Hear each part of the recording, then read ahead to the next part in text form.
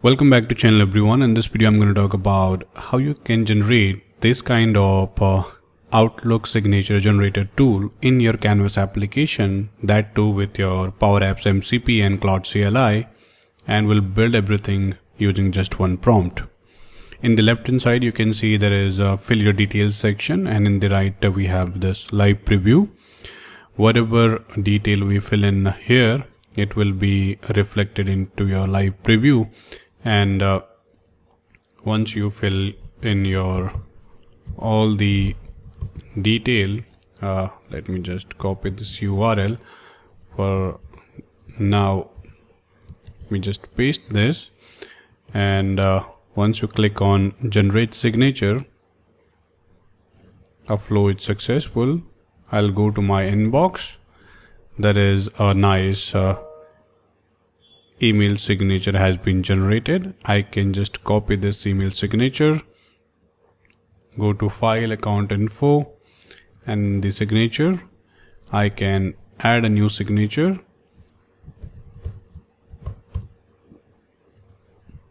paste it exactly like this, and set this default signature. Close this. If I now click on this new icon, you will see a newly generated signature is out there for me. Let's just talk about how we can build this using one prompt. In my PowerApps, I'll create an app from blank. I'll choose the layout responsive here. I will save this app as I will say email sig app, and save this. Go to the setting, updates, enable the co-authoring and modern themes and control both.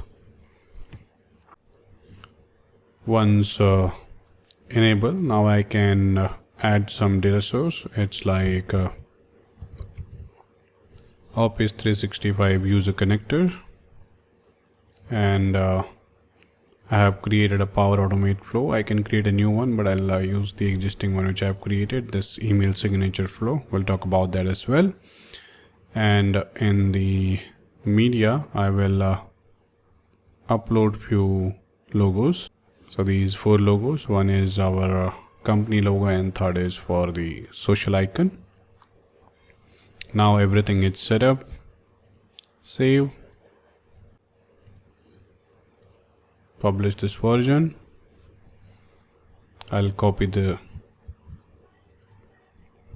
app URL. I'll go to my terminal, go to a Claude MCP folder that I have created. You can build your own folder as well, and here I will just type Claude. I have the Claude CLI available to me with the logins credential it is asking for. Once I'm logged in, now I can configure the MCP server. If it is not configured for you, I've already configured it multiple times, so it will showcase me as that it is already configured, but you can see it like it is asking for you to give the app URL where you want to co-author. I have provided the URL. It is extracting the parameter mentioned to you, okay, your environment ID, app ID, and maker host name. So those details are there. Now it is trying to connect. It says Canvas authoring MCP configured for your co-authoring sessions. You can now use Canvas app skills like Canvas app. So what I'll do is I'll just say generate Canvas app. So it is asking me what are you building. I've already created a prompt through Claude which says email signature generator Canvas app build spec, and here I'm mentioning what I need: the app setup, the design tokens, typography, radius, data load strategy, header strip, left card, what I need inside that one, right card, and send buttons where exactly I need in terms of parameters, structural rules, what the nodes do. These are the things I have mentioned, and this is my entire prompt. I'll provide you in my descriptions or maybe for channel membership, so don't worry about that. I will just copy this entire prompt, go to my Claude and paste it. It will take some time to process this and create a build plan for me. So let's just wait for that.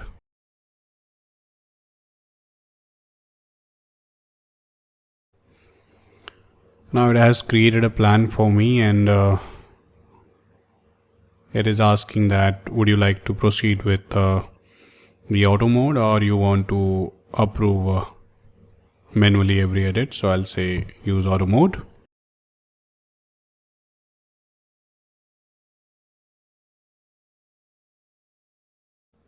Now you can see the app generation is completed in a couple of minutes of time. If we go to our PowerApps, it has generated the entire screens for us, the exactly same screen that we are looking for. And now let us go to this image of company logo. Just remove this and use the image what we have uploaded. Similar to that, we will use our social icon. So for LinkedIn it will be like, no, not this one, maybe LinkedIn one. And you can see there is some conditions on the visibility of this one, so we'll fix all of these, similar to the Facebook as well.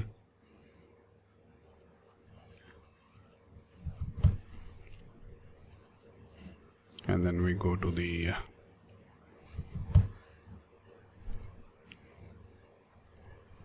Instagram one, and again the visibility is the same.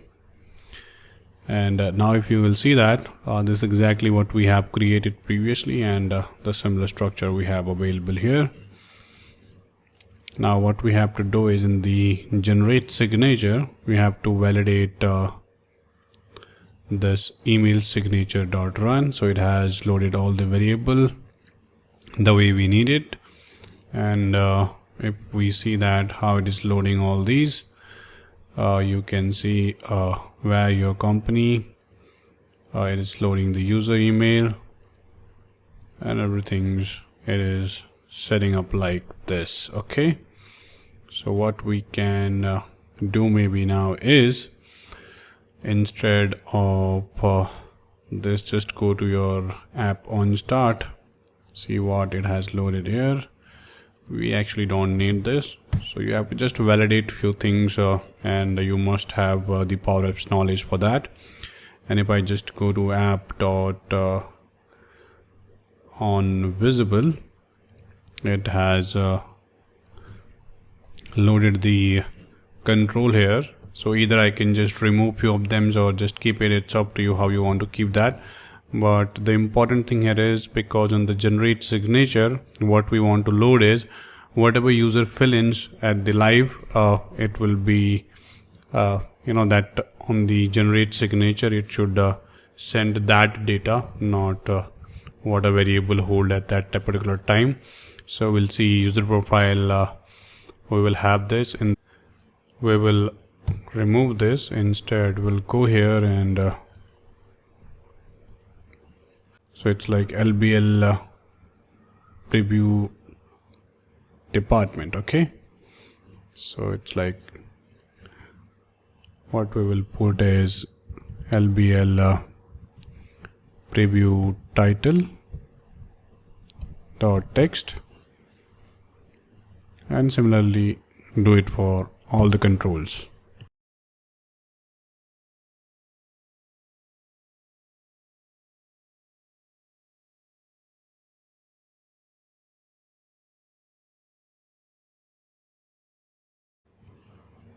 And we don't need this particular one, so that's all what we need right now. And if you see, we have full name, job title, department, company, where phone, where email address, where website, where address, where LinkedIn, Facebook and Instagram. Okay, and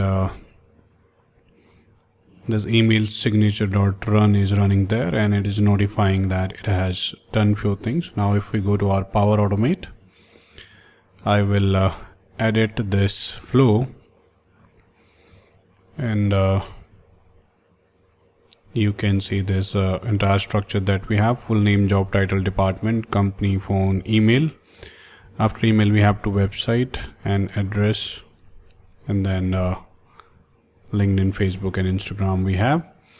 And in the logo I have used the base64 encoding, so I have created this through online tool. So you can use any of the online tools to create your image base64 encodings. And once you have that, I have created this HTML structure where I'm putting this base64 encoding inside my image tag, and similar for the other one as well.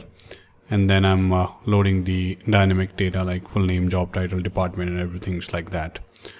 And it is a simple HTML table structure, so it is there to use. And once that is done, sending an email to these user email, and this compose output is here, so it will create the signature inside the body. And once that is done, I'm sending a success text: your flow is successful, please check your Outlook inbox. So for that, what you have to do is go to your flow part. I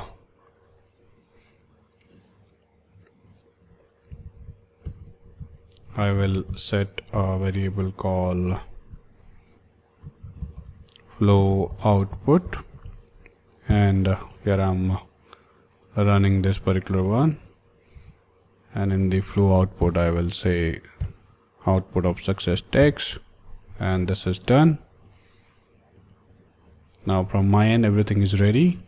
What I just need now is if I just want to reset all these controls, I can do after that, but for now let's just proceed here. And let me just add some job titles, and like this, and let me just put it like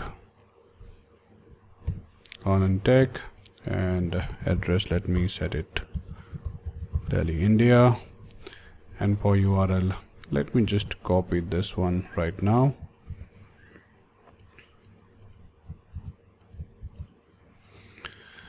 and click on generate signature. You will see that it is right now giving me this dynamic message, but let me just go here. Instead of this static message, sorry, not the dynamic one, I'll just say flow output, and then run it again. This time around it should give us that dynamic message. Once done, now go to our flow, check the latest one in my email, created a nice looking email signature for us. I can just copy this, go with the similar process of your signature, add a new signature, just give this name as latest and make this as a default one. This latest is our default one, and now if I just go here, you can see this is what we have. And it is that much easy to create it through your Claude CLI and PowerApps MCP, and then create a flow and then roll it out to your organization's level. You can obviously do some more tweaks on that. Maybe you want to reset all the controls once user had submitted, then you can put a concurrent and a reset here. And in case you want to do some cleanup in this one, you can do. Otherwise it's a clean structure created inside your applications that you can leverage. If you want this apps to be used, and if you need this app or flow, I will provide the URL for channel members. So if you have not joined our channels, please join the channels to have these app ready available for you to download. I hope you like this video. If you do like, don't forget to subscribe. Learn on Tech. Thank you so much for watching.